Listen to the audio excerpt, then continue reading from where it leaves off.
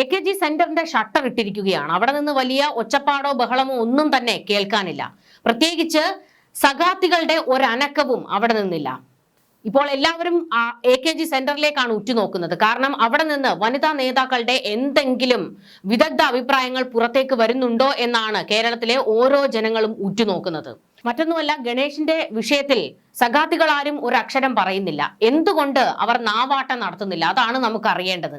തൊട്ടപ്പുറത്തുള്ളവന്റെ ചെറ്റ പൊക്കിയിട്ട് അവിടെ എന്ത് സംഭവിക്കുന്നു എന്ന് നോക്കി ഓരിയിടുന്ന കൂട്ടർക്ക് സ്വന്തം കുടുംബത്തിൽ ചില സംഭവ വികാസങ്ങൾ ഉണ്ടായിട്ടും ഒരനക്കവുമില്ല. രാജിവെക്കണമെന്ന് പറയുന്നില്ല, മാറ്റി നിർത്തണമെന്ന് പറയുന്നില്ല, ചവിട്ടി പുറത്താക്കി വാതിലടയ്ക്കൂ എന്ന് പറയുന്നില്ല. പൂർണ്ണമായും സഖാത്തികൾ എല്ലാവരും ഗണേഷിനെ അങ്ങ് പിന്തുണയ്ക്കുകയാണോ എന്നുള്ള ചോദ്യം ഉയരുന്നു. അല്ല, അവിഹിതമല്ല. ഗണേഷ് പറഞ്ഞിരിക്കുന്നത് എനിക്ക് 5000-ഓളം പ്രണയമുണ്ടെന്നാണല്ലോ. ഗുൽമോഹറുകളെ നെഞ്ചിൽ കൊണ്ട് നടക്കുന്ന CPM-ന് പ്രത്യേകിച്ച് പ്രണയം ചുവപ്പാണല്ലോ. അതുകൊണ്ട് ഈ 5000 പ്രണയമൊക്കെ ഞങ്ങൾ അങ്ങ് ഏറ്റെടുക്കുന്നു, ഞങ്ങൾ അതിന് പച്ചക്കൊടി കാണിച്ചിരിക്കുന്നു എന്നാണോ, ആ ഒരു ലെവലിലേക്കാണോ ഇപ്പോൾ സഖാത്തികൾ എത്തിയിരിക്കുന്നത്?